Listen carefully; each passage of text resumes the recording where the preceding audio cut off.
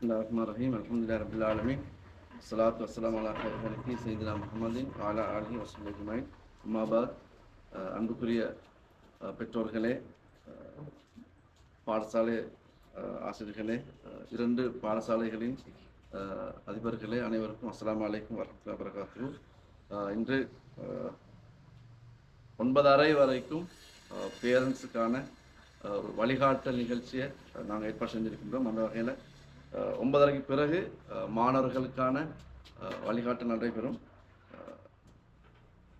பெற்றோருக்கான வழிகாட்டல் ஏன் வழங்கப்பட வேண்டும் என்ற ஒரு பிரச்சனை பழமையாக பேரண்ட்ஸுக்கு பயன் தானே பண்ணுறேன்னா, பேங்க் கிட்ட போகிற அல்லது என்ன ஸ்கூலுக்கு வந்தால் ஏச்சு கட்டுன்னு போகிற தானே இப்போ ட்ரெண்ட் என்ன தானே இருக்கிற. இப்போ இதில் நாங்கள் 11ஆம் ஆண்டு பெற்றோர் என்ற வகையில் எங்கள்கிட்ட விடுபடுகிற சில விஷயங்களை கொஞ்சம் ஞாபகப்படுத்தணும் மட்டும் தான் நாங்கள் தெரியாது.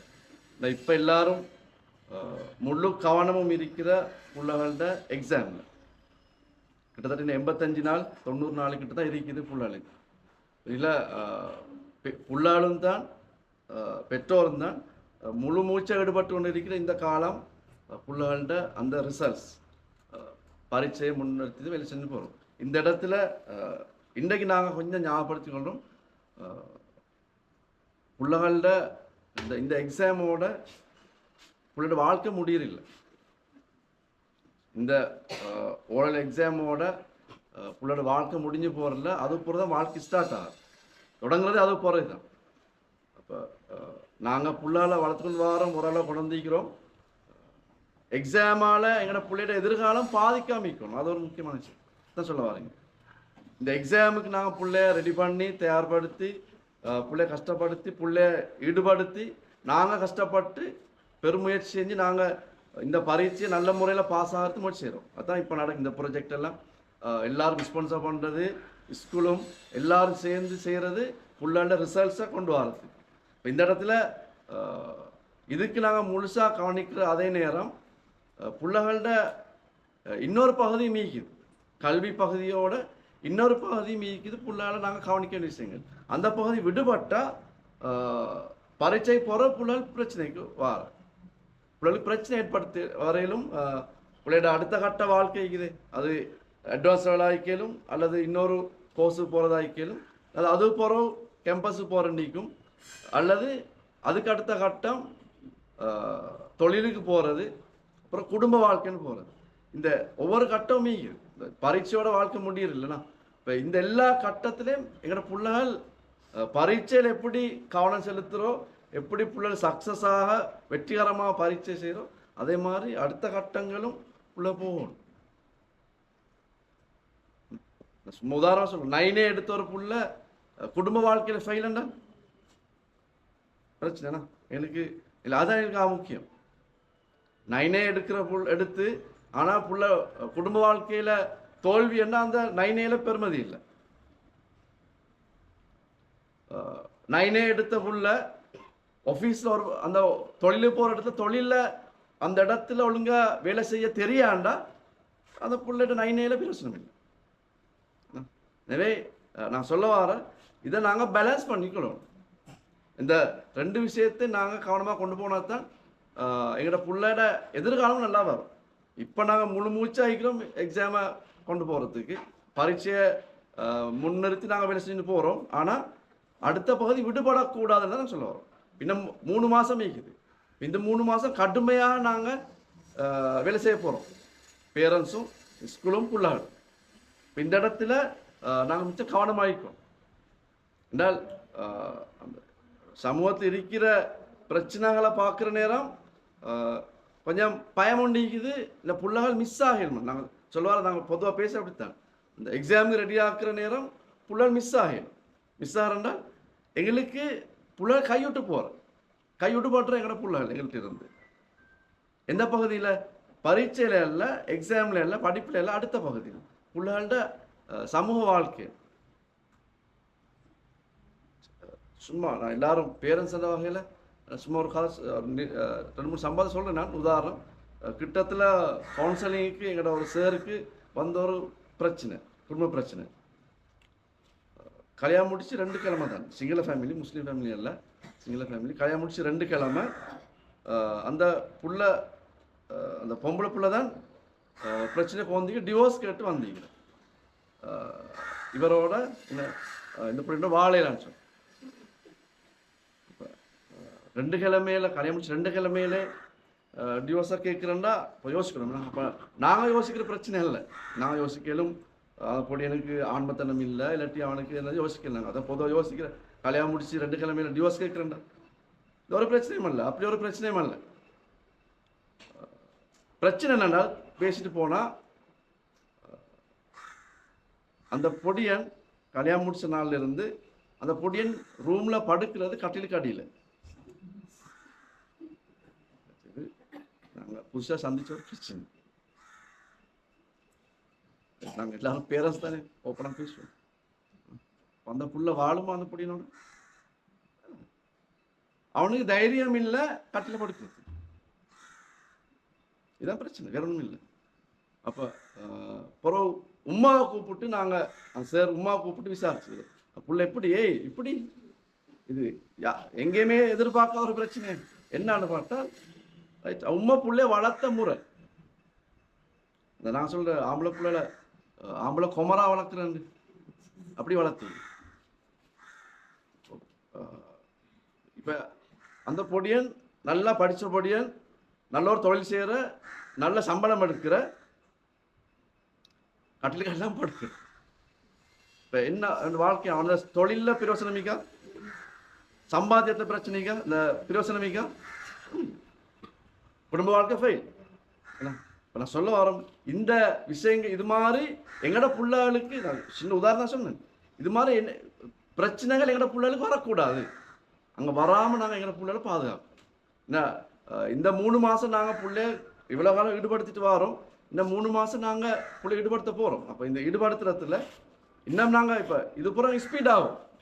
உள்ள தொடர்ந்து செமினார் கூடும், கிளாஸ் கூடும், படிக்கிற வீதம் கூடும், இதெல்லாம் மீக்குது. இப்போ இதில் நாங்கள் எங்களோட பிள்ளைகளை கவனமாக வச்சுக்கிறோம். இந்த விஷயத்தில் நாங்கள் இங்கே சொல்ல வரலாம். இதில் முதலாவது விஷயம் நாங்கள் சொல்ல வரோம் ரைட். இப்படி ஒரு கருத்து இருக்குது ஏன்னா good education begins at home. ஏன்னா ஒரு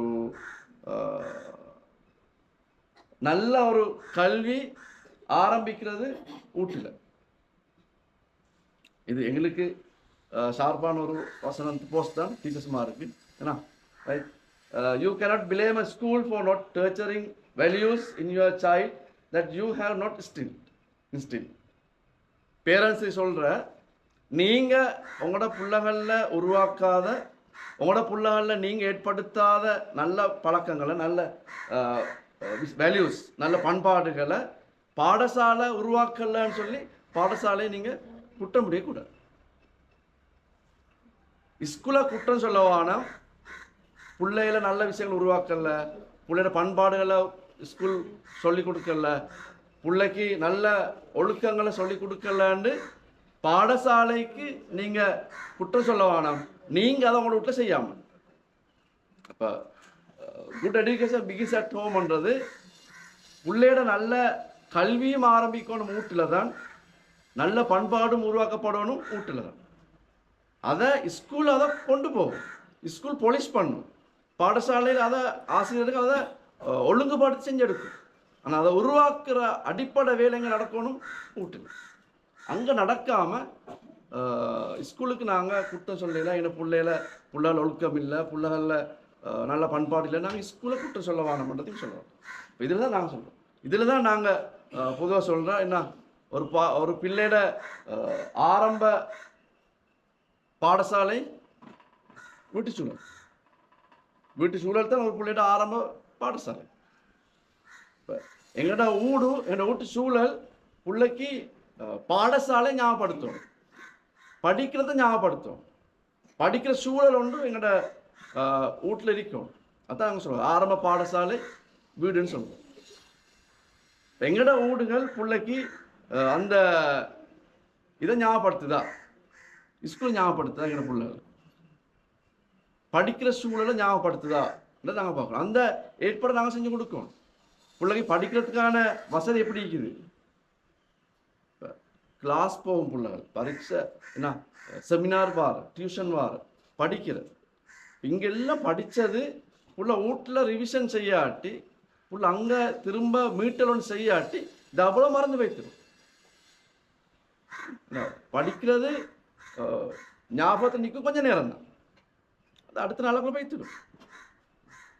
அப்போ புள்ள இங்கே செமினாரில் படித்த விஷயத்த கிளாஸில் படித்த விஷயத்த வீட்டில் வைத்து படிக்கிறதுக்கான சூழல் வீட்டில் இருக்கும், அதை ரிவிஷன் செய்யறதுக்கான சூழல் இருக்கணும். அந்த சூழலை ஏற்பாடு செய்யணும். நாங்கள் அந்த சூழல் எங்கள்கிட்ட இருக்குதான்றது நாங்கள் பார்த்துக்கிறோம். அதுதான் நாங்கள் சொல்கிறோம் ஆரம்ப பாடசாலை வீடு வீட்டு சூழல்னு சொல்லி. அதில் ரெண்டாவது சொல்கிறோம் என்ன, ஒரு பிள்ளையோட ஆரம்ப ஆசிரியர் பெற்றோர், ஆரம்ப ஆசிரியர் பெற்றோர். இந்த ரெண்டு பொறுப்பை நாங்கள் செய்யணும். நாங்கள் செய்கிறோமா என்னதான் விஷயம். நாங்கள் எந்த அளவுக்கு இருக்கிறோம், ஊட்டுச்சூழல் எந்த அளவுக்கு பிள்ளைக்கு ஸ்கூலில் படிப்பை ஞாபகப்படுத்துதோ அதே மாதிரி பேரண்ட்ஸ் ஆசிரியர்களாக இருக்கிறாங்களா என்றது நாங்கள் பார்க்கணும். இப்போ ஆசிரியராக இருக்கிறேன்னா எல்லா பேரண்ட்ஸுக்கும் மேத்ஸையும் சயின்ஸையும் ஹிஸ்ட்ரியும் படிப்பிக்கலாம். அதை படிப்பிக்கிறதால நீங்கள் சொல்லவா, அதுதான் நாங்கள் வளமையாக சொல்கிற உதாரணம் எடிசன் உம்மா. எடிசன் உம்மா தான் பெஸ்ட் டீச்சர். ஏன்னா அந்த இடத்துல பதில் சொன்னது ஏன்னா அந்த கடிதத்தை காட்டின நேரம், மான் குழந்தை கடிதத்தை காட்டின நேரம் என்ன உம்மா அழுத, இப்போ மான் கேட்டே அழுதுண்டு உம்மா சின்ன பதில் நீக்குது அந்த இடத்துல, அதான் உம்மா டீச்சர் ஆகிக்கிறது. அந்த பதில் தான் எடிசனை விஞ்ஞானியாக மாற்றினது போகிறோம். எங்கடா பதில் என்ன சண்டினா மாத்திரம் உள்ளே, எங்கட பதில் உள்ளே சண்டினா மாற்றும். அப்போ இதான் நான் சொல்கிற ஆரம்ப ஆசிரியர். ஒரு பிள்ளைட இந்த ரெண்டு சைடும் சரியாக வரும். இப்போ ஆசிரியர்ன்றவர் என்ன நீங்கிற பங்கிக்குது பிள்ளைக்கு, ஆரம்ப ஆசிரியர்னா உமாக்கு என்ன செய்யணும், நாங்கள் என்ன செய்யணும், அந்த வழிகாட்டை நாங்கள் செஞ்சு கொடுக்குறோமான்றதை பார்க்கணும். நாங்கள் சாப்பாடு செஞ்சு கொடுக்குற, பிள்ளைக்கு திண்டத்துக்கு கொடுக்குற, எல்லாம் செஞ்சு கொடுக்குறோம். ஆசிரியர் என்ற வகையில் நாங்கள் பிள்ளைக்கு எந்த வகையான வழிகாட்டை நாங்கள் கொடுக்குறோன்றது பார்ப்போம். இதான் நாங்கள் சொல்கிறோம் ஒரு பிள்ளையோட பெற்றார் ஆரம்ப ஆசிரியர் அளிக்கிறன்னு சொல்லுவோம். இந்த ரெண்டு கருத்தையும் ஆரம்பமாக நான் சொல்லி வைக்கிறேன். ஒரு பிள்ளையோட ஆரம்ப பாடசாலை வீட்டு சூழல், ஆரம்ப ஆசிரியர் பெற்றோர். இந்த ரெண்டு பகுதியையும் நாங்கள் கவனத்தை எடுக்கணும்னு சொல்கிறோம். அடுத்தது நான் அவசரமாக போகிறேன். பரீட்சை சம்மந்தமாக நாங்கள் யோசிக்கிற நேரம் இப்படி ஒரு சில விஷயங்கள் சொல்லும். ஒன்று பிள்ளைகளோட கல்வியை உருவாக்குறதுல பொதுவாக சில விஷயம் மட்டும் நான் சொல்லிட்டு போகிறேன். ஒன்று நாங்கள் சொல்கிறோம் குவாலிட்டி எஜுகேஷனை கொடுக்கணும். குவாலிட்டி எஜுகேஷன் அந்த நல்ல ஒரு கல்வியை கொடுக்கறது பார்க்கணும். இது பெரிய பகுதி. நான் சும்மா சொல்கிறேன், பொதுவாக நாங்கள் பேரண்ட்ஸ் மீட்டிங்கில் கேட்குற விஷயம் இந்த குவாலிட்டி எஜுகேஷன் இடத்துல உம்மாறு தெரியுமா? இப்போ உங்கள்கிட்ட கேட்போமே, அல்பத்திரியாவில் எத்தனை டாய்லெட் டிக்கெட் தெரியுமா? பேரண்ட்ஸுங்க எத்தனை டாய்லெட் பாவிக்கணும்னு தெரியுமா? குவாலிட்டி எஜுகேஷனில் நாங்கள் ஃபஸ்ட்டு கேட்குற கேள்வி தான். புதுசாக 6 டாய்லெட் கட்டி கொண்டு இருக்கிறது, எத்தனை இருக்குது, எத்தனை பாவிக்கணும், எங்கடா புள்ள டாய்லெட்டுக்கு போகிறோம், கேர்ள்ஸ் டாய்லெட் பாவிக்கிறா, பொம்பளை பிள்ளை பிரச்சனை என்ன, பொம்பளை பிள்ளை போகிறல, பெரும்பாலும் பெரிய பிள்ளைகள் டாய்லெட் போகிறதில்ல, பாவிக்கிறதில்ல. போகாமிக்கு மனத்துக்காக தண்ணி குடிக்கிறதில்ல. ஸ்கூலில் தண்ணி குடிக்காதால பிள்ளைகளுக்கு கிட்னி பிரச்சனை வரும். இதான் விஷயம். இப்போ குவாலிட்டி எஜுகேஷன் சொல்லி நாங்கள் புத்தகத்தை பாடத்தை மட்டும் பார்க்கல, டீச்சரை மட்டும் பார்க்குறதில்ல, பிள்ளையோட பாடசாலை சூழ்நிலையும் பார்க்கணும். ஏண்ட பிள்ளைக்கு நல்ல கல்வியை கொடுக்கறதுக்கு நான் என்ன செஞ்சுக்கிறேன், ஸ்கூலில் என்ன செஞ்சு என்ன வகுப்பு பிள்ளையோட வகுப்பை நாங்கள் போய் பார்த்துக்கிறோமா? சிலபஸ் முடிக்கிறான்னு மட்டும் பார்க்குறதில்ல, பிள்ளையோட மேசை ஆடுதா, பிள்ளை கதிரை ஒழுங்காகிக்குதா, பிள்ளையோட கிளாஸில் சிமந்தி காலண்டிக்குதா, இதையும் பார்க்கணும். இதான் குவாலிட்டி எஜுகேஷன் இதெல்லாம் பார்க்கணும். நாங்கள் பார்க்குறேன்னா சிலபஸ் முடிஞ்சா அவ்வளோதான், புக்கில் பாடங்கள் முடிஞ்சால் எங்களுக்கு திருப்தி. நான் புள்ள டாய்லெட்டு பாவிக்குதா, பிள்ளைக்கு தண்ணி சுத்தமான தண்ணி கிடைக்குதா ஸ்கூலில், என்ன பிள்ளைக்கு மேசையில் கலண்டிக்குதா, ஆணி கலண்டா, உடஞ்சா, இதை பார்க்க, இதுதான் குவாலிட்டி எஜுகேஷன். இதெல்லாம் பார்க்கணும். அப்போ இந்த குவாலிட்டி எஜுகேஷனை கொடுக்கணும். ரெண்டாவது விஷயம், நான் சொல்கிறேன் சவுண்ட் ரீடிங்னு சொல்கிறோம், வாசிப்பு பழக்கம்னு உருவாக்கும். வாசிப்பு பழக்கம் என்ன நான் இப்போ சொல்கிற, இப்போ ஓரல் எக்ஸாம் மட்டுமல்ல, அது பிறகுள்ள கல்வி வாழ்க்கைன்னு பிள்ளைகள் இருக்கிறேன். இப்போ அதுக்கு பிள்ளைண்ட வாசிப்பு ஒன்றும் கட்டாயம் இருக்கணும். சும்மா இப்போ நான் ப்ரோக்ராம் நாங்கள் கேட்குறது தான், எத்தனை பேர் வீட்டில் இந்த ஹோம் லைப்ரரி இருக்கிறேன், காட்டு வைட்டையில் பயன்படாமல் கொஞ்சம் கை தூக்குங்களே, நாங்கள் எல்லாம் ஊராக்கள் தானே. ரைட், வீட்டு லைப்ரரி, ஹோம் லைப்ரரி ஒரு 2 3 4 5 6 7 8 ஒட்டிகள். எங்களோட வீட்டில் ஒரு சின்ன ஒரு ஹோம் லைப்ரரி இல்லாமல் எங்களோட பிள்ளை நல்லா படிக்கணும், நல்லா வாசிக்கணும் நாங்கள் எதிர்பார்க்கணும். இல்லை, வீட்டில் ஹோம் லைப்ரரி ஒன்று இருந்தால் தான் பிள்ளை ஸ்கூலில் லைப்ரரியை பாவிக்கும். வீட்டில் வாசிப்பு பழக்கம் ஒன்று இல்லைன்னா பிள்ளை லைப்ரரியை வாசிக்காது. பிள்ளை இங்கே பாவிக்காத லைப்ரரி என்ன. இப்போ பேரண்ட்ஸுக்கு நாங்கள் ஒரு ஹோம் ஒர்க் ஒன்று தரோம், கோச்சுக்கல வேணும் என்ன. இல்லை நாங்கள், நான் சொன்ன அந்த இந்த எக்ஸாமை மட்டும் டார்கெட் பண்ணுறல, நாங்கள் எங்களோட புள்ள அட்வான்ஸ் லெவலில் நல்ல ரிசல்ட்ஸ் எடுக்கணும், கேம்பஸுக்கும் போகணும், அது போகிறோம் பிள்ளையோட வாழ்க்கை நல்லா வரணும். ஏன்னா இப்போ எப்படி சொல்லாமே, இப்போ எங்களோட போன வருஷம் எங்களோட ஒரு ஏன்னா A லெவல் மாணவருக்கு வந்து ஜெட் ஸ்கோர் சாரி கேம்பஸ் போகலாம். ஜென்ரல் நாலேஜ் 27 மார்க்ஸ், 30 எடுக்கணும். General knowledge 27 marks, Z score 3 பாடம் பாஸ், கேம்பஸுக்கு ஜெட் ஸ்கோர் சாரி. ஆனால் ஜென்ரல் நாலேஜ் 27 மார்க்ஸ், கேம்பஸ் போகல. அடுத்த வருஷம் ஜென்ரல் நாலேஜ் எழுதி பாஸ் ஆகிதான் எக்ஸாம் இந்த கேம்பஸுக்கு போனது. அப்போ இந்த ஜென்ரல் நாலேஜ் எங்களை வார இதுக்கு வாசி பழக்கம் கொண்டிக்கணும். அடிப்படையில் இது ஒரு பழக்கமாகிக்கணும் எங்களை பிள்ளைகள்கிட்ட. அப்போ எல்லா இடத்தையும் மேலே கொண்டு போயிடணும். எங்களுக்கு ஹோம் லைப்ரரி இன்ஸ்டால் பண்ணிடலாமா?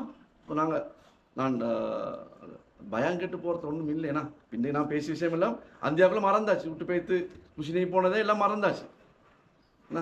ரைட், அப்படி வரையில ஒரு வீட்டில் ஒரு லைப்ரரி இன்ஸ்டால் பண்ணிடலாமா? எங்களுக்கு 2-3 லட்சம் போகும், பரவாயில்ல ஏன்னா. ரைட், நாங்கள் வளமே எல்லா பேரண்ட்ஸுக்கும் நாங்கள் கொடுக்குற கைடன்ஸ் இப்போ தான் ஹோம் லைப்ரரி இன்ஸ்டால் பண்ணுறது. வீட்டில் ஒரு மேஷை ஒன்று எடுங்க, வீட்டில் இருக்க மேஷை ஒன்று, உடஞ்ச மேஷை ஒன்று சரி எடுங்க. ரைட், ஒரு பழைய மேஷை ஒன்று சரி எடுத்து, சின்ன மேஷை ஒன்று, பெரிய மேஷை இல்லை, சின்ன மேஷை ஒன்று எடுங்க, ஸ்டூல் ஒன்று எடுங்க. எடுத்து பிள்ளைகள் அடிக்கடி இருக்கிற இடம் ரூமில் இல்லாமல் ஹோலில் சரி எங்கள் சரி ஒரு மூலையில் வைங்க, அந்த மேஷை அந்த ஸ்டூலில் வைங்க. வச்சுட்டு அந்த உங்களோட உடுப்பால் மாதிரி தொடர்ந்து பாருங்கள், ஷோல் சுற்றி வச்சுக்கும், நிறைய ஷோல் சுற்றி அடிக்க ஒரு 50 மட்டும் எங்கள் வீட்டில் மீ அந்த மாதிரி திறந்தா ஈக்கு அப்படி சுற்றி வச்சு அது ஒன்று எடுங்க. எடுத்து என்ன அந்த மேசைக்கு மேலே போடுங்க, அந்த ஸ்டூலுக்கு மேலே போடுங்க. போட்டுட்டு வீட்டில் தேடுங்க, நிறைய பழைய புத்தகம் நிறைய ரைட், கரையன் தின்றது, அட்டை பிஞ்சது, ஏன்னா இந்த பழைய யாசின் கிதாபுகள் அப்படி இப்படி நிறைய புத்தகங்கள் இருக்கும் வீட்டில் பழையது. எல்லாத்தையும் ஒரு 10-15 புக்கு சேர்த்து எடுத்து அந்த ஸ்டூலுக்கு மேலே வைங்க. வச்சாக தான் ஹோம் லைப்ரரி, அது அவங்களோட வீட்டு லைப்ரரி. அதுவும் போகிறது என்ன, சல்லி கிடைக்கிற நேரம் ஒவ்வொரு புத்தகமாக வாங்க, காசு வாங்கி புத்தகத்தை சேரும். பிள்ளைகளோட கண்ணு காணத்துக்கு வைங்க அந்த லைப்ரரியை. இப்போ பிள்ளைக்கு வாசிக்கிறதுக்கு நீங்கள் பிள்ளைய காண்றது நீங்கள் ஒரு 2 புத்தகம் எடுத்து வாசிங்க. நீங்கள் வாசிக்கணும், உம்மா பாப்பா வாசிக்காமல் பிள்ளை வாசிக்கணும்னு எதிர்பார்க்கலாம். வாசிக்கணும். இந்த ஹோம் லைப்ரரியை தொடங்கலுமா? எங்களுக்கு பிரச்சனைக்கா? தலையாட்டிட்டு போனதுக்கு கேலாம். ரைட், இன்றைக்கு தொடங்கலுமா? இந்த நிகழ்ச்சியில் ஏதாவது ஒரு பிரயோசனம் வரணும் கட்டாயம். இன்றைக்கு இந்த வேலையை தொடங்கலுமா? ரைட், நான் இன்றைக்கு வீட்டுக்கு போய்த்து இது மாதிரி சரி வீட்டில் ஒரு வேலையை தொடங்குறேன்டாக கையை தூக்கணும். என்ன கேளு, ஒரு சதம் செலவில்லை, கையை கீழே போட வேணாம், தூக்கி முடியுங்க. ரைட், நீங்கள் தூக்கினது அல்லாஹ் சாட்சி. ரைட், அல்லாஹ் சாட்சியை வச்சு தூக்கிக்கிறீங்க, இன்னே தொடங்கும். ரைட், காட்டோ விட்ட நாங்கள் செல்றோம் பெரிய அறிவு சமூகம் உண்டு, வீட்டில் ஹோம் லைப்ரரி இல்லைன்றாங்க. வாசிக்கிறது புத்தகம் இல்லைன்னா அது வெக்கமே இல்லை. ஏன்னா கட்டாயம் தொடங்கு, கட்டாயம் எங்களோட இந்த ஹோம் லைப்ரரி தொடங்கு. அப்பதான் புள்ள வாசிக்கும், புள்ள வாசிக்க தொடங்கு. ஏன்னா என்னால் எங்களோட பிள்ளைய நாங்கள் வாசிக்க பழக்கணும். எங்கள் லைப்ரரியில் போய் பார்த்தா தெரியும் எத்தனை புள்ள புத்தகம் வாசிக்கிறாங்க. இந்த 6ஆம் ஆண்டு 7ஆம் ஆண்டு 8ஆம் ஆண்டு தான் புக்ஸ் வாசிக்கிறேன். அதுக்கப்புறம் புக்ஸ் வாசிக்கிறதில்ல, வாசி பழக்கம் இல்லை. இப்போ வாசிப்பு பழக்கம் இல்லாட்டி எங்கள்கிட்ட பிள்ளைகிட்ட நல்ல அறிவை நாங்கள் கொண்டு வரையலாம். எனவே கட்டாயம் இன்றைக்கி எனக்கு கையை தூக்கின எல்லாரும் கட்டாயம் லைப்ரரி ஸ்டார்ட் பண்ணுங்க. தூக்காதாக்களும் கட்டாயம் தூக்க ரெடியாகும்.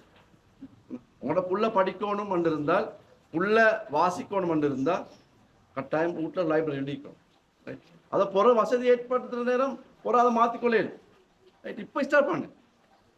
இப்போ ஸ்கூலில் நாங்கள் வாசிப்பு மூளைன்னு தொடங்கிக்கிறோமே, எல்லா பெரும்பாலும் கிளாஸ்லையும் வாசிப்பு மூளை அது அப்படி தான் இருக்குது. மேசை ஒண்டிக்கும், அதில் பேப்பர் போட போட்டிக்கும், அதில் எல்லா புத்தகங்கள் போட்டிக்கும். சொல்லுங்க, அந்த வாசிப்பு மூளை மாதிரி வீட்டில் ஹோம் லைப்ரரி ஒரு மூளையிலிக்கும். இந்த வாசிப்பு பழக்கத்தை கொண்டு வாங்க. ரைட், 3வது சொல்கிறோம், பிள்ளையோட ஆன்மீக பகுதியை கட்டாயம் பாருங்கள்.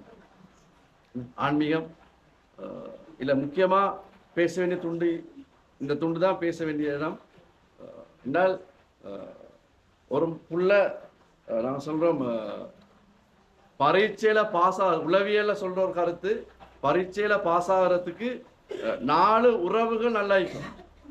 4 உறவுகள் நல்லா இருக்கும் ஒரு பிள்ளைகிட்ட, அந்த பிள்ளையில பரீட்சையில் பாஸ் ஆக மாட்டது ஒரு கருத்து. அதில் முதலாவது அல்லாவோட இருக்கிற உறவு, முதலாவது அல்லாவோடு இருக்கிற உறவும், 2வது பெற்றோரோடு இருக்கிற உறவு, 3வது ஆசிரியரோடு இருக்கிற உறவு, 4வது நண்பர்களோடு இருக்கிற உறவு. இந்த 4 உறவுகளும் அழகா இருக்குமா இருந்தா, நல்லா இருக்குமா இருந்தா, அந்த பிள்ளையோட பரீட்சையில் அந்த பிள்ளை சித்தி அடையும் என்றது உளவியல் ரீதியாக சொல்ற ஒரு கருத்து. இதில் நாங்கள் இங்கே முக்கியமாக பேசுவோம் இன்றைக்கு இந்த அல்லாவோடு இருக்கிற உறவு. எங்கட பிள்ளைகளுக்கு அல்லாவோட எந்த அளவு உறவு இருக்குது. நான் போன ஒரு அங்கே ஆடிட்டோரியத்துலேயும் கேள்வி கேட்டேன், ஏன்னா இன்றைக்கு சுபகுக்கு பள்ளி போன பிள்ளை எத்தனை பேர் ஆம்பளை பிள்ளை கேட்டோம், அங்கேயும் கேட்டோம். இன்றைய சொல்லுங்களேன், உங்களோட பிள்ளை எத்தனை பேர் இன்றைக்கு ஆம்பளை பிள்ளைகள் சுபகு பள்ளி போனாங்க? சரி, 1 2 3 4 5 6 7 8 ஒரு 10 பேர். கேர்ள்ஸ்ல 5 மணிக்கு சுப தொழுது எத்தனை பேர் வீட்டுல? நல்லா இப்ப படிக்கிறதுக்கு எழும்புறேன், சுப தொழுது. முதலாவது விஷயம் சுபகு. முதலாவது விஷயம் சுபகு. நாங்க அன்னைக்கு அங்க போன முறை மீட்டிங்ல கேட்ட நேரம் 4 பேர் தான் கை தூக்கி ஞாபகம். சுபகு பள்ளி போன 4 பேர் போச்சு, இருக்கிற 60 பேர்ல. ஏன்னா நாங்க எதை நம்பி புள்ள பாஸ் ஆகும்? எதுல நாங்க முழு நம்பிக்கை வைக்க? புள்ளையோட திறமையில ஆற்றல்ல நாங்க முழு நம்பிக்கை வச்சுக்கிறோமா புள்ள பாஸ் ஆகிறேன்னு சொல்லி? ஏல அல்லாஹ் மத்த பொறுத்து உடனே மாத்திடுவான். அல்லாட பரக்கத்து இல்லாம, அல்லாட உதவி இல்லாம எங்களுக்கு புள்ளால் எக்ஸாம்ல பாஸ் ஆகல. அல்லாட உறவு நல்லா இருக்கும். அல்லாவோட இருக்கிற அந்த பிணைப்பு நல்லா இருக்கும். அதை நாங்கள் உருவாக்கணும். இப்போ நாங்கள் ஆரம்பத்தில் சொன்ன மாதிரி புள்ளால் இப்போ பிஸி தானே, செமினாரும் கிளாஸும் படிக்கிறதும் பிஸி. இந்த பிஸியில் நிறைய பேர் தொழுகிறதில்லை. புள்ளால் கேர்ள்ஸும் தான் பாய்ஸும் தான் நிறைய பேர் இதான் உண்மை. ரைட், நிறைய பேர் தொழுகிறதில்லை. லுகர தொழு மிஸ் ஆகிற நிறைய பேர், அசர் மிஸ் ஆகிற, ரைட், மார்பிஷால் ஈக்குது, தொழாப்புல நிறைய பேர் இருக்கிறான். எங்கட புள்ள தொழுகிறதே எங்கட பிள்ளைட்டு இல்லாம, என்ன புள்ள நல்ல ரிசர்ச் எடுக்கணும்னு எதிர்பார்க்கணுமா, நல்லா படிக்கணும்னு எதிர்பார்க்கணுமா? ஆன்மீகம் அதன் அடிப்படை தொழுகை. ஏன்னா தொழுகையை நாங்கள் உருவாக்கணும், தாஜத்தோட பழக்கணும் பிள்ளை. சில பிள்ளை இருக்கிற 4 மணிக்கு எழும்புற படிக்கிறது. இப்போ எக்ஸாம் பீரியட் தானே, 4 மணிக்கு எழும்புற, அந்த தஹஜ்ஜத் ஒரு 10 நிமிஷம் செலவழிக்கிறது நஷ்டம். அந்த பிள்ளை எப்படி இருக்கிறாங்க? கேர்ள்ஸ் இருக்கிறாங்க, நாங்கள் விசாரிச்ச அளவில் அப்படி இருக்கிறோம். 4 மணிக்கு எழும்புற படிக்கிறதுக்கு ஆனால் அந்த எலும்பி ஒரு 10 நிமிஷம் ஒரு 5 நிமிஷமாவது தஹஜ்ஜத்தை தொழுதுட்டு படிக்க தொடங்குவோமே என்றது அதுக்கு புள்ள ரெடி இல்லை. ஒன்று சில பிள்ளைகளுக்கு அது பழக்கம் இல்லை, சில பிள்ளைகளுக்கு அது நஷ்டம். தஹஜ்ஜத் தொழுதுட்டு படித்தால் அது எவ்வளவு பரக்கத்தாய்க்கும் அந்த தொழுகை, அந்த படிப்பு, அந்த நேரம். இது எங்களை பிள்ளைகள் இதான் நாங்கள் பெற்றோர் ஆசீர்வதிக்கிறன்றது இந்த இடம் தான். இதில் நாங்கள் பிள்ளைகள் வழிகாட்டோம், நாங்களும் தொழணும். இந்த காலத்தை பிள்ளை எழுப்பி பிள்ளைக்கு டீ ஊற்றி கொடுக்குற, பிளேன் ஊற்றி கொடுக்குற நேரம் நாங்களும் தொழணும். தஹஜ்ஜத்தை நாங்கள் பிள்ளைக்கு துவா செய்யணும். எங்களோட துவா கட்டாயம் பிள்ளைக்கு சேரணும். இப்போ நாங்களும் தொழுது துவா செஞ்சு பிள்ளைகளும் தொழுதால் அந்த அந்த நேரம் படிக்கிற நேரம் எங்களுக்கு பரக்கத்தாய்க்கும், பிள்ளைகளுக்கு பரக்கத்தாய்க்கும். இப்போ இந்த அல்லாஹ்வோட உறவை நல்லா செய்யுங்க. 2வது குர்ஆன் ஓதுறது, அது நாங்கள் கேட்டு போனதுன்னா கேட்டோம். இன்றைக்கு சுபஹுக்கு எத்தனை பேர் குர்ஆன் ஓதுங்க? புள்ள சுபஹ் தொழுத புள்ள பெரும்பாலும் ஓதிக்கும், ஆனால் நிறைய பேர் ஓதுறதில்லை.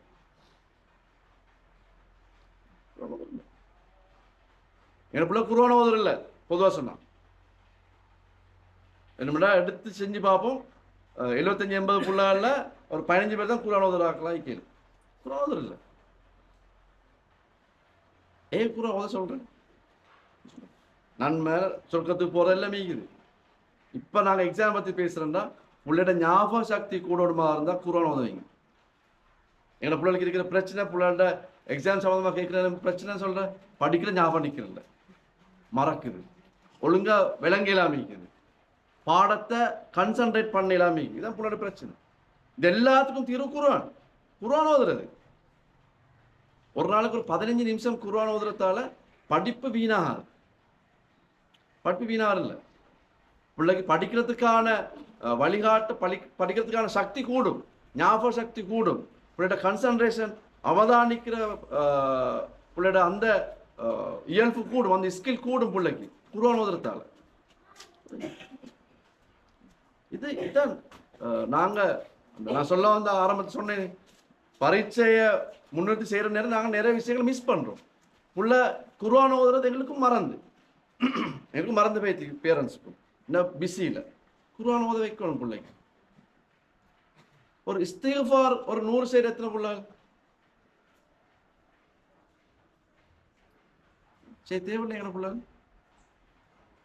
என்ன பிள்ளை இஸ்திக்ஃபார் செய்ய தேவையில்லையா?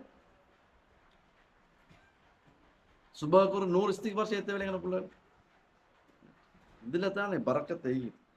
இது நாங்கள் சொல்றதில்லை, ரசூலுல்லாஹ் சொன்ன விஷயங்கள். ஏன்னா இப்போ நாங்கள் இதை ஒன்றும் செய்யாமல் எங்களை பிள்ளை நல்ல ரிசல்ட்ஸ்க்கு எதிர்பார்க்கணுமா? இதுகளில் தான் பரக்கத்தைக்குது. இதுகளில் தான் அல்லாஹ்வோட உறவை கூட்டுற இடங்கள். ஏன்னா அந்த எக்ஸாம் நேரத்தை அல்லாஹ் லேசாகி தருவான். நல்லா படிச்சுட்டு போ. எக்ஸாம் ஹோலில் போக்குள்ள தலைவலி வருமே பிள்ளைக்கு. அந்த இடத்தை காப்பாற்றுற யாரு? எக்ஸாம் ஹோலில் உள்ளே போகிற நேரம் பிள்ளைக்கு தலைவலி வராமிக்கிறத காப்பாற்றுற யாரு? அதான் நல்லா படிச்சுப்போம், மாடல் பேப்பரில் 9A ரிசல்ட்ஸ் எடுத்துப்போம். ஆனால் எக்ஸாம் ஹோல் உள்ளே போகிற நேரம் பிள்ளைக்கு தலைவலின்னு வரும். எக்ஸாம் டைமில் என்ன பௌத்த கலக்கும் பிள்ளைக்கு. இதெல்லாம் பிள்ளைகள் அனுபவிக்கிற விஷயங்கள், நாங்கள் பார்க்குற விஷயங்கள். ஏன்னா இப்போ இதை யாரு காப்பாத்துற? ஞாபகத்தை யாரு கொடுக்குற? எக்ஸாம் பேப்பரை கைக்கு எடுத்த போற பிள்ளைக்கு மூளை ஓப்பன் ஆகணுமே, ஓப்பன் ஆகணும், ஞாபக சக்தி ஓப்பன் ஆகணும், படிச்சது ரீகால் பண்றதுக்கு ஏழுமாயிக்கணும். அந்த நேரம் பிளாக் ஆனது எல்லாம் காப்பாற்றணும். இதெல்லாம் யார் எங்களுக்கு செஞ்சு தர்றது? யாராலே செய்யலாம். இது அவ்வளவே செய்யலும் அல்லாஹ்க்கு மட்டும்தான். அல்லாஹ்வோட உறவை நாங்கள் கட்டாயம் கூட்டிக்கிறோம். அந்த உறவை கூட்டிக்கணும். பிள்ளைக்கு அதை ஏற்பாடு செய்யுங்க. இதில் புள்ள குர்ஆன் ஓதுறது, இக்ரு செய்கிறது, இஸ்திக்பார் செய்கிறது, தஹஜ்ஜத் தொழுகிறதுல அந்த டைம் வேஸ்ட் அநியாயம். இந்த நேரத்தில் ஒரு 2 கேள்வியை செய்யலும், ஒரு பாஸ் பேப்பரில் ஒரு கேள்வியை படிச்சேலும்னு அது அநியாயமாக நஷ்டமாக பார்க்க வேணும். அதுக்கு டைமை கொடுங்க, கட்டாயம் டைமை கொடுங்க. அதான் பிரச்சனைங்கிறது. சுன்னத்தொழுவர் இல்லை சில பிள்ளை, டைம் வேஸ்ட். அந்த டைமில் என்ன படிக்கணும்னு சொல்லி குர்ஆன் ஓதுற காரணமாக தான் தஹஜ்ஜத் தொழாமிக்கிற நிரப்பில் அது காரணம். இந்த விஷயங்களை கட்டாயம் இந்த அல்லாவோட இருக்கிற உறவை சரியாக செய்யுங்க, பிள்ளைகளுக்கு செஞ்சு கொடுங்க. அப்பா எங்களுக்கு நாங்கள் பிள்ளைகளோட பரீட்சையை என்ன நாங்கள் ஒழுங்குபடுத்த சொல்லுவோம். அடுத்து ஆரோக்கியத்தை கட்டாயம் பாருங்க. இந்த காலத்தில் பிள்ளைகளோட ஆரோக்கியத்தை கட்டாயம் பாருங்க. என்றால் சாப்பாடு இந்த காலத்தில் சாப்பாடு நல்லா இருக்கணும். பிள்ளைகள் நல்லா ஆப்பிளும் கிரேப்ஸும் என்ன இப்படி டெய்லி கொடுக்கணும். அதான் பிள்ளையோட ஆரோக்கியம் நல்லா வரும். கொடுக்குற சாப்பாட்டை சரியாக கொடுங்க. கொத்து ரொட்டியை பராட்டாவையும் குறைச்சிக்கணும். பிள்ளைகளோட விருப்பமான சாப்பாடு தானே. கொத்து ரொட்டியையும் ரைஸையும் பராட்டாவையும் குறைச்சிக்கணும். என்றால் இந்த 3 நாளையும் பித்த பைப்பு பிரச்சனை வரும். பிள்ளைக்கு இந்த 3 மாசத்துல நாங்கள் ஆரோக்கியமாக முக்கியம். பிள்ளைக்கு பிரச்சனை வரப்படாது. பித்தத்தில் பிரச்சனை வர நேரம் பிள்ளைக்கு படிக்கலாம், ஞாபகம் சக்தி இல்லை போய்த்துடும். எக்ஸாம் டைம்லேயும் பிரச்சனை வரும். ஏன்னா எனவே அந்த அந்த டைமை பாருங்கள். அடுத்தது ஆரோக்கிய மண்டலத்தில் அடுத்து சாப்பாடு என்ன டைமுக்கு கொடுங்க. சாப்பாடு புள்ள என்ன ஸ்கூலுக்கு வர முந்தி திண்டுட்டு வரையிலுமா இருந்தால் அதான் மிக ஆரோக்கியம். ரைட். ஸ்கூல் வந்து பார்த்தீங்கன்னா 8:30 1ஆம் பாடம் மெஸ் பாடம் அல்லது சயின்ஸ் அல்லது என்ன ஒரு தமிழ், அந்த முக்கிய பாடங்கள் தான் பெரும்பாலும் 1ஆம் பாடமாக போட்டு அந்த பாடத்தை சரியாக படிக்கிறதுக்கு பிள்ளைக்கு மூளையில் ரத்தோட்டம் நல்லா இருக்கும். எங்களோட பிள்ளை ராவே திண்டால் ராவைக்கு என்ன திங்குற பெருசாக திங்குற இல்லை, கேர்ள்ஸும் பெருசாக திங்குற இல்லை. இப்போ ராவு சாப்பாடு சரியாக போகிறல்ல, வெளில 8:30 ஆகட்டும் பிள்ளை நோம்பு. சில பிள்ளை டீ குடிக்கிறோம் இல்லை, பிள்ளைங்க குடிக்கிறோம் இல்லை, சில பிள்ளைகள் அப்படி. இப்போ ஒரு 8-10 ஹவர் பிள்ளைகள் உணவில்லாமல் தான் இருக்கிற. அப்படி காஞ்சி கொண்டு வந்து தான் மெஸ்ஸை படிக்கிற 1ஆம் பாடம். இப்போ ரத்தோட்டம் தலைக்கு ரத்தோட்டம் போதா. இப்போ வெள்ளைக்கு ரத்தோட்டம் நல்லா இருக்கணும் பிள்ளைக்கு 1ஆம் பாடம் படிக்கிறது. ஏன்னா அங்கே என்ன வேலை கூட 1ஆம் பாடம். 1ஆம் பாடம் பிள்ளை படிக்கிறேன்னா நல்ல ரத்தோட்டத்தோடு படிக்கணும். அதுக்குரிய ஏற்பாடு நாங்கள் செஞ்சு கொடுக்கணும். அந்த உணவுல அதாக முக்கியம். ஸ்கூலில் இப்போ நடைமுறை இன்னைக்கு இப்போ பிள்ளைகள் என்னோட பிள்ளைகள் 6 மணி கிளாஸுக்கு வார, 6:30 கிளாஸுக்கு வார. ஏன்னா வந்து அப்புறம் தான் ஓடி போய் சாப்பாடு தின்னு வர, இல்லை சாப்பாடை கொண்டு வந்து கொடுக்குற இல்லை மீக்குது. இதில் பிள்ளைகளோட சாப்பாடு டிஸார்டர் ஆகப்படாது. சாப்பாடாக முக்கியம். ரத்தோட்டமும் மூளை வேலை செய்கிறது சரியாக வராட்டி பிள்ளை படிக்கலாம். படிக்கிற விளங்காதன்னு இருக்கும் பிள்ளைகள். படிக்கிற ஞாபகம் நிற்கலன்னு சொல்லும். இந்த ரத்தோட்டம் மூளையோட ரத்தோட்டம் ஈக்குது. அப்போ சாப்பாட்டில் கவனம் செலுத்துங்க பிள்ளைகள். தண்ணி குடிக்கிறதுக்கு கூட கொடுங்க பிள்ளைகளுக்கு. எனக்கு தண்ணி குடிக்கிறதில்ல, கேர்ள்ஸ் தான் பிள்ளைகள் தான். இப்போ வீட்டில் தண்ணி குடிக்கிறதுக்கு கொடுங்க. வீட்டில் ஜூஸ் கரைச்சி வைங்க. டெசிக்காக கரைச்சிக்கணும். வேற ஒன்றும் ஜூஸ் என்ன பெருசாக ஆப்பிள் ஜூஸ் தேவையில்ல. ரைட். பப்புள் காடுங்க அல்லது அன்னாசி காடுங்க ஒன்று எடுத்தா சரி, ஜூஸை கொடுங்க பிள்ளைகளுக்கு. அதுக்கு முக்கியம் ஜூஸ், ஃப்ரூட் ஜூஸ். எங்களுக்கு வேண்டிய ஃப்ரூட் ஜூஸை கரைச்சி வைங்க, வீட்டில் கரைச்சி கொடுங்க பிள்ளைகளுக்கு. இப்போ இந்த டைம் வந்து பிள்ளைகள் ஹார்ட் ஒர்க் பண்ண டைம் இது. இப்போ ஆரோக்கியம், பிள்ளையோட உடம்போட ஆரோக்கியம் முக்கியம். தூக்கமாக முக்கியம். உங்களோட கருத்து எப்படி தெரிய, என்னை பொறுத்த வரைக்கும் 10 மணி புள்ள படுக்கணும். குறைஞ்சு கடைசி 10:30 போகிற புள்ள படிக்கிறது பொருத்தம் இல்லை. ரைட். 10:30 போகிற படிக்கிறது அவ்வளோ பொருத்தம் இல்லை. ரைட். அது இப்போ இருக்கிறத மாற்ற வேணும். ரைட். பிள்ளை படுக்க வைங்க. 10 மணிக்கு படுக்க வச்சு 3 மணிக்கு எழுப்புங்க. அது பிரச்சனை இல்லை. 4 மணிக்கு எழுப்புங்க. கொஞ்சம் ஏலியாக படுத்து இங்கே ஏலியாக எழும்புறது தான் நல்லது. 12 மணி ஆகட்டும் படுத்துட்டு பிள்ளை 5 மணிக்கு எழும்பினா 5 ஹவர் படுக்கிற அந்த டைம் போதும் பிள்ளைக்கு. இந்த 12 மணி ஆகட்டும் முடிச்சுட்டு இருக்கிறது டயர்டு வந்து இந்த 5 ஹவரில் கவர் ஆகாது. நான் 10 மணி படுத்து 3 மணிக்கு எழும்பினா அந்த 5 ஹவர் போதும். நேரத்தோட படுக்கிறது தான் மூளைக்கு தேவைக்குது. இதான் ஆரோக்கியம் நான் சொல்கிறேன், இதான் விஷயம். பேசனுக்குள்ளே காலப்படும் படிக்க தேவையில்ல, விடிய என்ன அப்படி படிக்கிறது பிரயோசனம் குறவு. அப்போ தூக்கம் ஆக முக்கியம், ஆரோக்கியம் இடத்துல தூக்கம் ஆக முக்கியம், அதை கொடுங்க. அடுத்து டெய்லி குளிக்க வைங்க, டெய்லி குளிக்க வைங்க. இந்த ஆரோக்கியம் இடத்துல என்ன உள்ள டெய்லி குளிச்சுட்டு ஸ்கூலுக்கு வரையிலுமா இருந்தால் மிச்சம் நல்லா ரைட். அல்லது ஸ்கூலுக்கு போயிட்டு சரி குளிச்சுட்டு சாப்பாடு கொடுங்க, இப்போ நல்லா. இது இந்த ஆரோக்கியம் இடத்துல இப்படி நாங்கள் நிறைய விஷயங்களை கவனிக்க வேண்டி இந்த பிள்ளைகள் கடுமையாக வேலை செய்ய போகிற கட்டம். இதில் என்ன எங்களுக்கு பிள்ளைகள் நான் சொல்ல அந்த மிஸ் ஆகிற இடங்கள் தான் இது. பிள்ளைங்களை கைவிட்டு போயிடும், பிள்ளையோட ஆரோக்கியம் எங்களுக்கு கவனிக்காமல் போயிடும், எங்களுக்கு பார்த்துப்படாத பிள்ளையோட ஆரோக்கியம், பிள்ளையோட உளவியல் விஷயங்கள் பார்க்கப்படாமல் போயிடும், பார்த்துப்படாது சில நேரம் எங்களுக்கு பிஸியில்.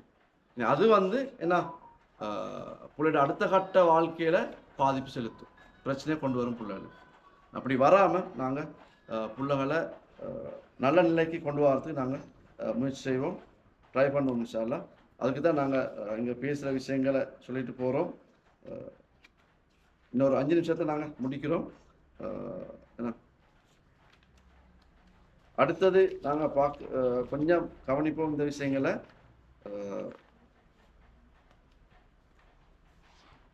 எக்ஸாமில் அந்த பரீட்சையில் பின்னடைகிறதுக்கு சில காரணங்கள் ரிசல்ட்ஸ் குறைகிறதுக்கு பின்னடைகிறதுக்கு சில முக்கியமான சில காரணங்களை சொல்கிறேன். ஒன்று, சில பிள்ளைகளுக்கு இந்த படிக்கிற டெக்னிக் தெரியாது, படிக்கிற நுட்பங்கள் இருக்குது. இந்த நுட்பங்களை பிள்ளை கட்டாயம் தெரிஞ்சு கொடுக்கணும். அதுக்குரிய ஏற்பாடு பேரண்ட்ஸ் செய்யணும், டீச்சர்ஸ் மாற கண்டு சரி.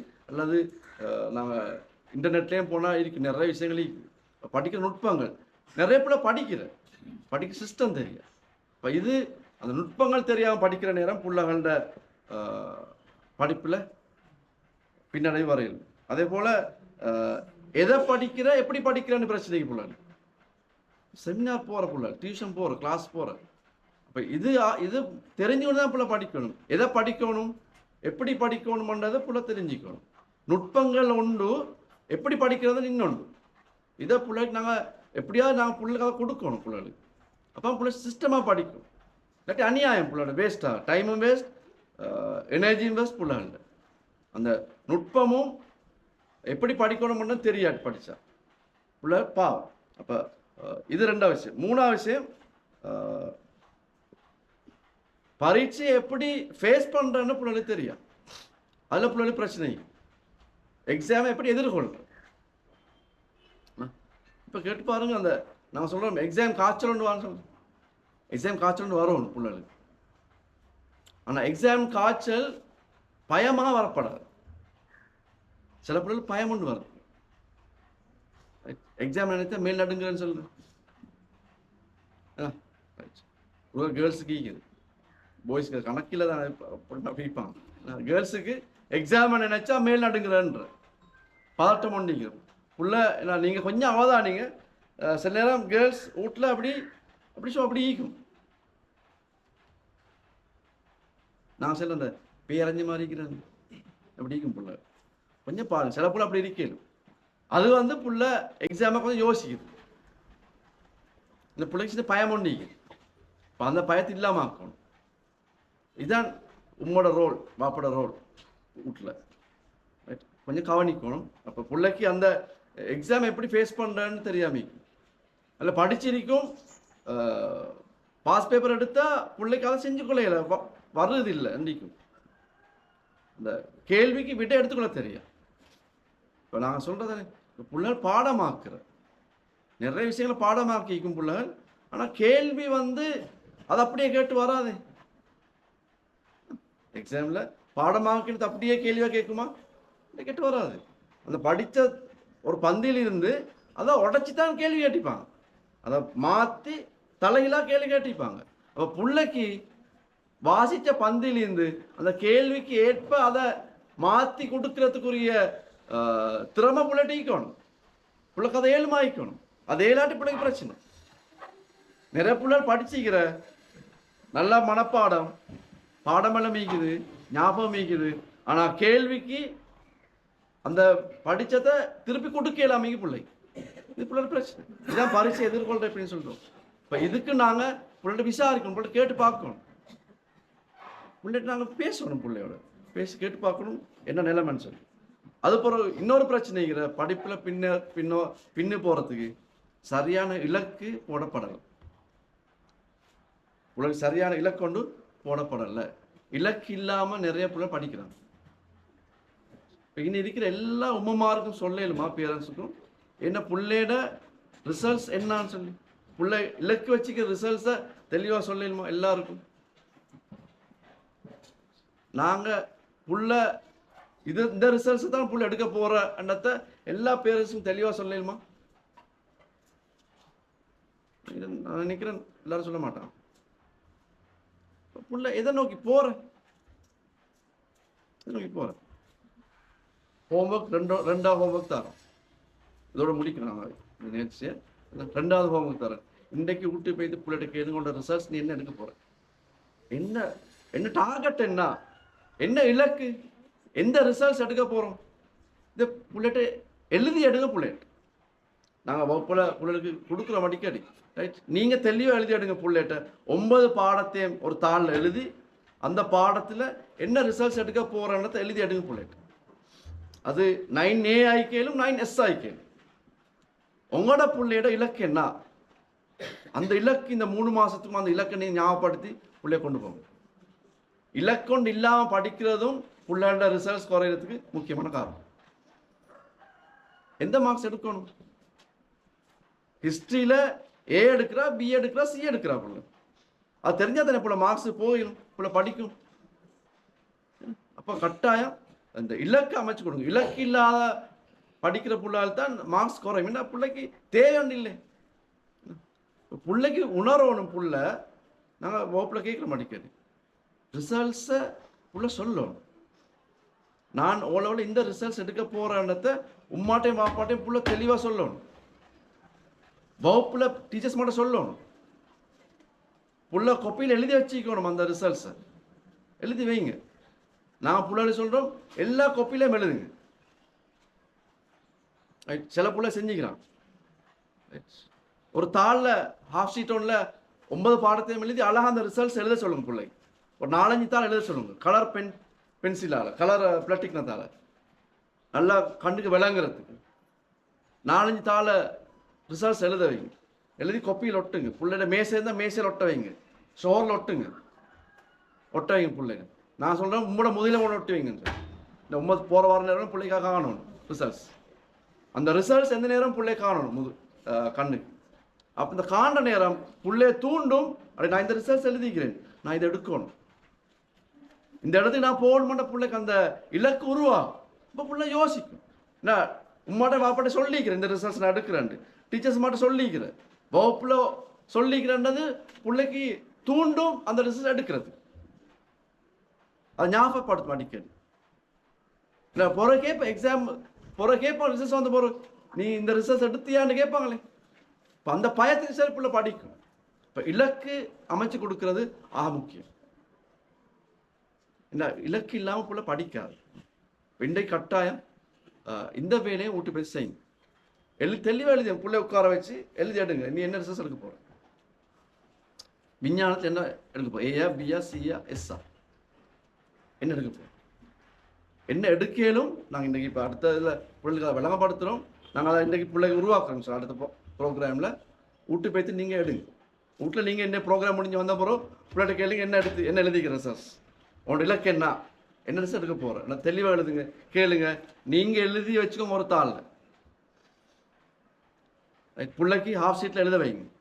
எழுதி கலர் பென் பிளாக்டினால் எழுதி அது மாதிரி எல்லா இடத்தையும் ஒட்டு கண்ணு காணத்துக்கு வைங்க.